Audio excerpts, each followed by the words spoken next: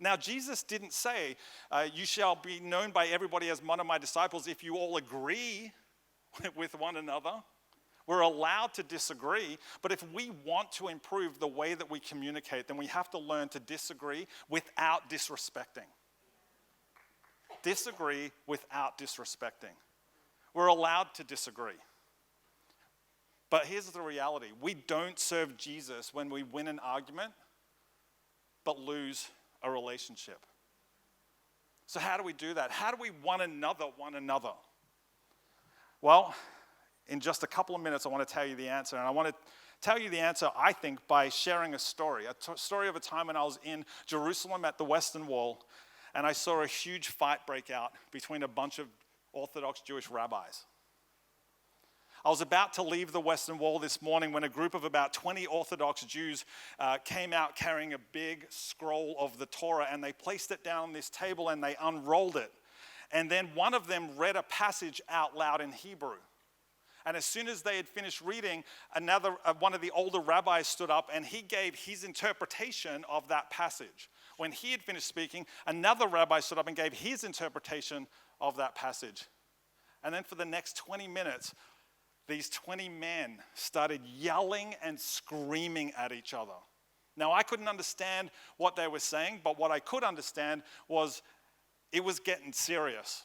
The tension was on the increase, and I thought a full-on fisticuff fight would break out in any minute. But here's the thing. As soon as they'd finished, the fighting started to ease off a little bit, a rabbi stood up and he said a prayer in Hebrew, and then they rolled the scroll up and took it back out to this back room. And then something happened that surprised me as a Christian.